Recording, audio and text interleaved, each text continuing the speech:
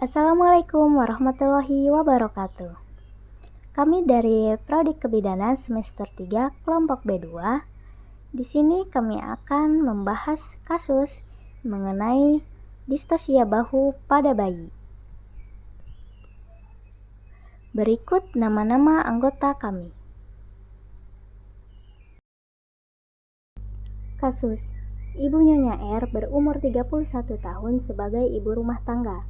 Nyonya R G3P2AB0AH2 dengan usia kehamilan 39 minggu.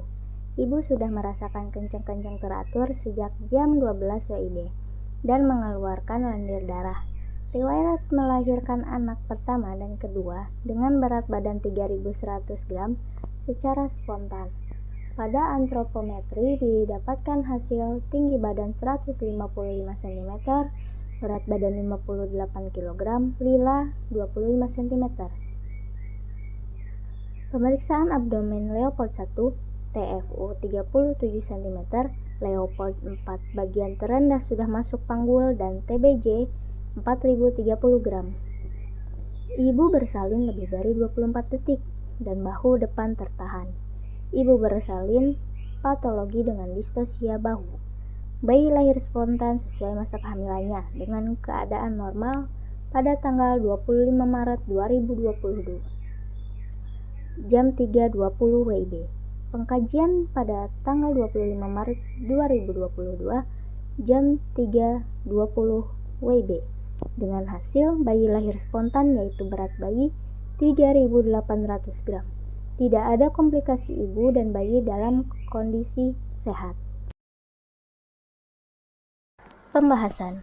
Distosia bahu adalah kelahiran kepala janin dengan bahu anterior macet di atas sakral promontori karena itu tidak bisa lewat masuk ke dalam panggul, atau bahu tersebut bisa lewat promontorium tetapi mendapat halangan dari tulang sakrum.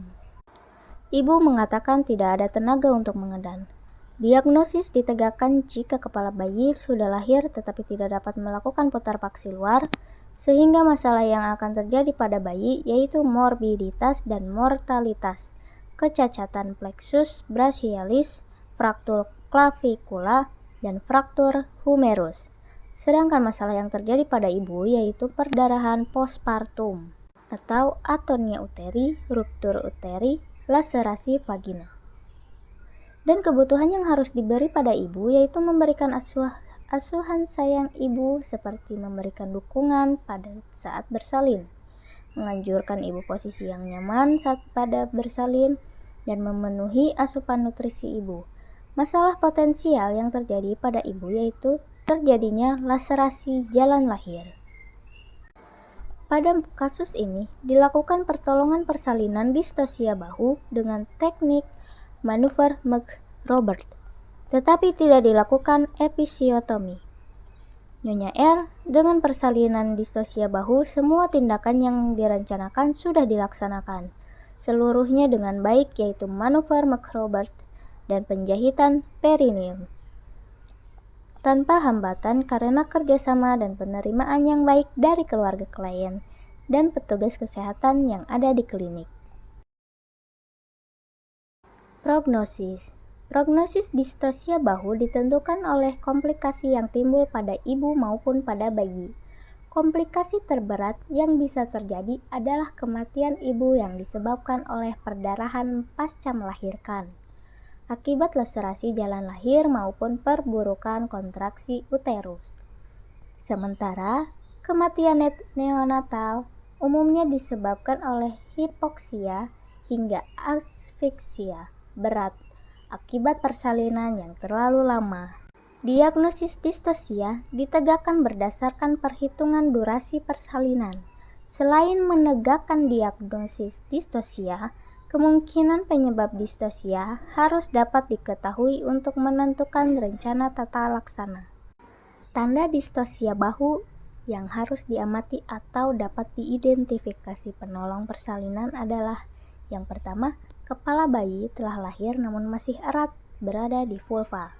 Kedua, kepala bayi telah lahir tetapi tertarik kembali ke dalam vagina atau turtle sign. Yang ketiga, tidak terjadi putar paksi luar. Patofisiologi.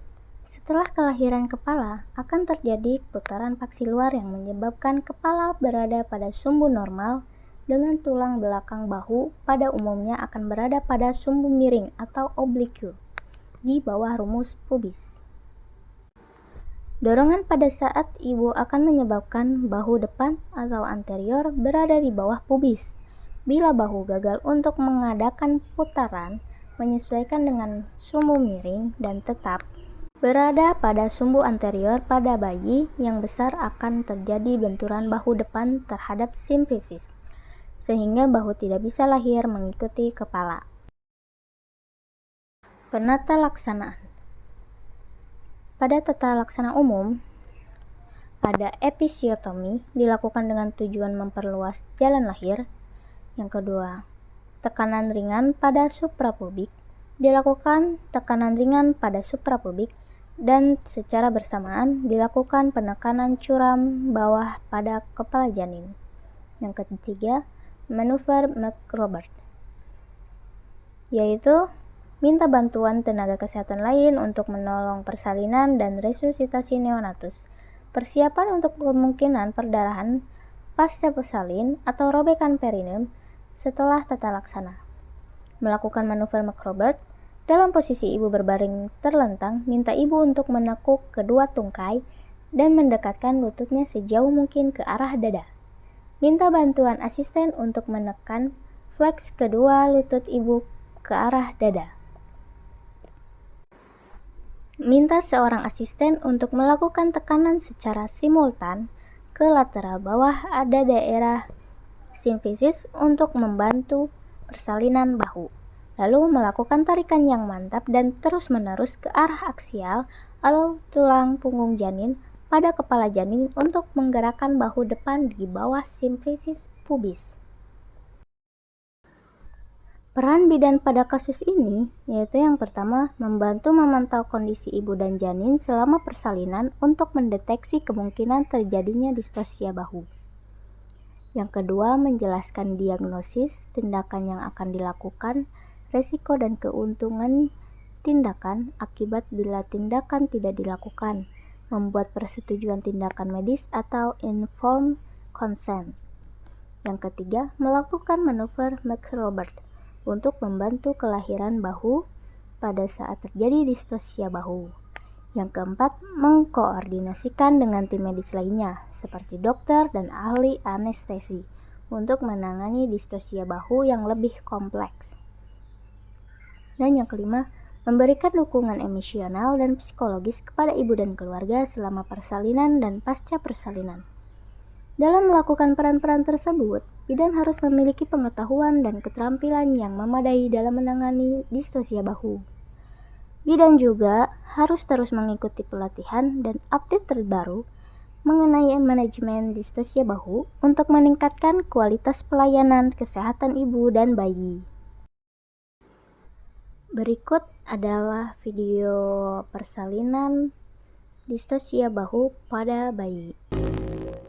This case involves a difficult delivery where the baby's shoulder became lodged in the mother's pelvis, resulting in an injury to the nerves that extend down through the baby's shoulder into the arm. It was claimed that the actions of the doctor caused the nerve injury during an attempt to dislodge the shoulder.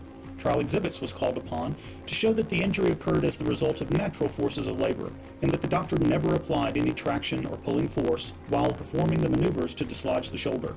The trial exhibit solution was to create a custom medical animation demonstrating the key steps of the shoulder dystocia and maneuvers employed to release the shoulder. First, we showed how the maternal forces of contractions and maternal pushing advanced the baby down the birth canal. Next, we showed how a combination of these forces with the impaction of the shoulder caused the stretching of the nerves of the brachial plexus. Finally, we animated the maneuvers employed by the doctor to release the shoulder. This included the episiotomy to open up the vaginal outlet, the insertion of the doctor's hand to confirm that the shoulder was lodged behind the mother's pelvis, the elevation of the mother's legs into the McRoberts position, the application of suprapubic pressure, and the administration of the rotational maneuver to release the shoulder. At the conclusion of this animation, it is clear that the final delivery was facilitated by the maternal forces of contractions and maternal pushing. Although the doctor was able to dislodge the shoulder utilizing a variety of maneuvers, no traction or pulling forces were ever employed. Kesimpulannya, Distosia bahu merupakan kondisi kegawat daruratan obstetri pada persalinan per vagina, di mana bahu janin gagal lahir secara spontan setelah lahirnya kepala. Komplikasi dapat mengenai ibu dan bayi yang ada, termasuk laserasi jalan lahir seperti yang terjadi pada kasus ini. Hasil yang diperoleh Nyonya R setelah dilakukan penanganan distosia bahu adalah bahu bayi dapat dilahirkan, keadaan ibu dan bayi sehat. Terima kasih, mohon maaf bila ada kesalahan ataupun kekurangan. Wassalamualaikum warahmatullahi wabarakatuh.